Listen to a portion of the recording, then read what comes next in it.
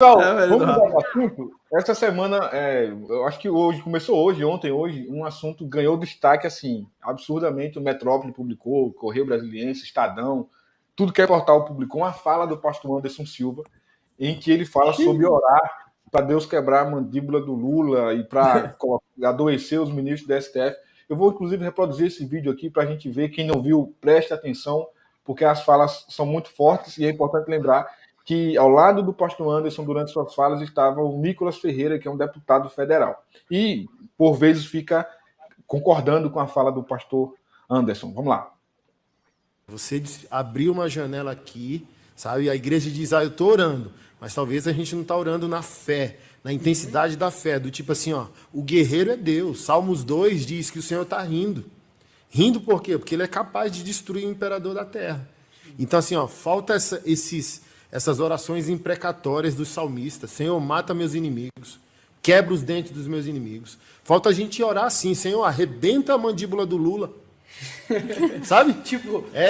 Senhor, prostra enfermos ministros do STF para que eles te conheçam no leito de enfermidade.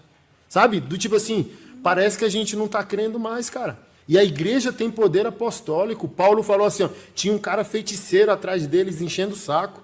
Aí Paulo falou, fica cego, maldito, por 3 dias. E o cara ficou. Cara, eu vou deixar vocês começarem aí. Quem vai? Deixa o policial falar. Deixa Rafa, né? Fala aí, Rafa. Deixa o sábio. Olha,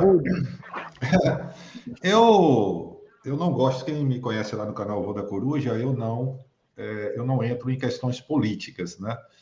Eu tenho meu posicionamento político, mas eu não entro Mas eu acho uma coisa ridícula, independentemente do lado que seja, você usar a Bíblia para incitar violência, seja de qualquer lado, do lado A, do lado B, do lado C, não interessa. Essa fala desse pastor foi totalmente infeliz, descontextualizada. Primeiro, ele mesmo disse, Paulo orou, sim. Então, se ele tivesse que orar, ore ele, porque ele está convocando as pessoas para dizer que é sinal que nem ele mesmo tem. Então, independentemente de a quem ele estivesse se dirigindo, eu quero deixar bem claro isso aqui, poderia ser até direcionado a uma pessoa que não é política.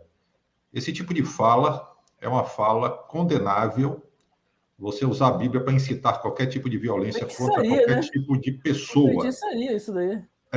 Exatamente. É você pegar a Bíblia e se você for pegar todo o texto, você acha o que você quiser na Bíblia. O que você quiser, para fazer o que você quiser. É só tirar do contexto.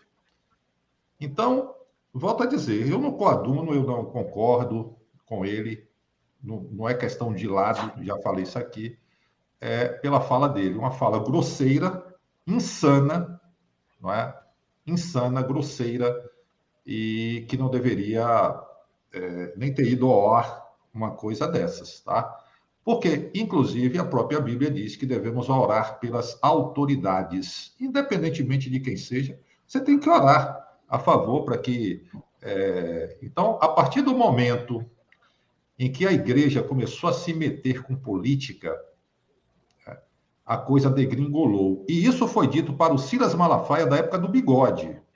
Porque o Silas Malafaia, na época do Bigode, ele não se metia em política. Ele não era da teologia da prosperidade, enfim. Aí o Silas Malafaia, nenhum debate, uma mesa redonda, tinha um pai de santo, tinha um padre, tinha um espírita, tinha o Silas Malafaia representando a igreja evangélica, e o Silas Malafaia detonando a igreja católica. E o padre pacientemente ouvindo, e depois falou, pastor Silas, você sabe qual foi o grande problema da igreja católica apostólica romana? Aí Silas, qual foi, meu irmão? O grande problema foi quando... Pareceu demais, cara. Pareceu demais. Qual foi, meu irmão? É bom, hein? Fala de novo, vai. Não vai sair, não. Aí ele falou, o grande problema da igreja católica foi quando deixou a política entrar. Quando o império se juntou à igreja, a igreja se juntou ao império, e aí deu no que deu. O clero com o império. A mesma coisa, pastor Silas, vai acontecer com a igreja evangélica quando a política entrar. Está aí, ó. A lambança que está, os pastores desviando dinheiro dos cofres das igrejas para patrocinar campanhas políticas. Está uma cachorrada só.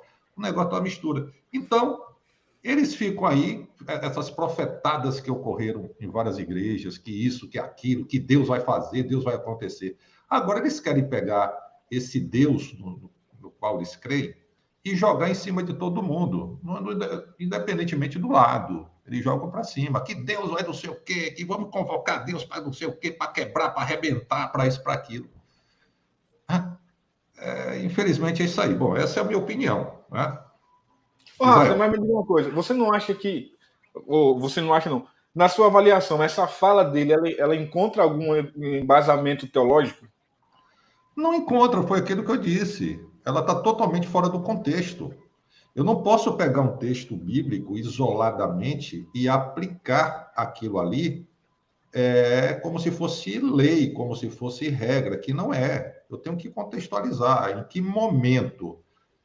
Nós temos que saber que a Bíblia existem livros poéticos, inclusive.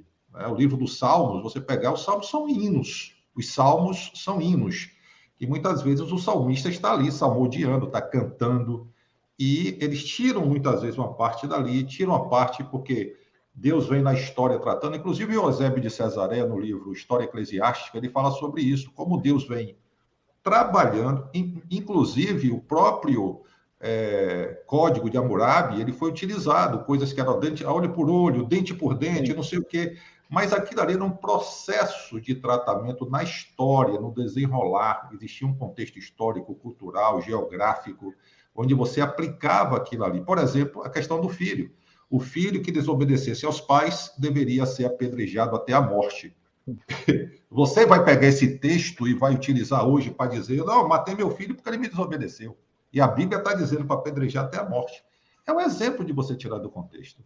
Então, eu invocar a Deus pedindo para quebrar os dentes de fulano, quebrar as pernas de cicrano, isso e aquilo, isso aí é totalmente fora de contexto, de cunho extremamente político, na verdade. E digo, independentemente do que lado seja, você é pastor, meu filho, fique lá na sua vocação, vá pastorear, use a Bíblia, não se meta com questões políticas, porque isso aí, inclusive usando a igreja, usando a membresia como massa de manobra com interesses políticos. Infelizmente, é assim que está acontecendo.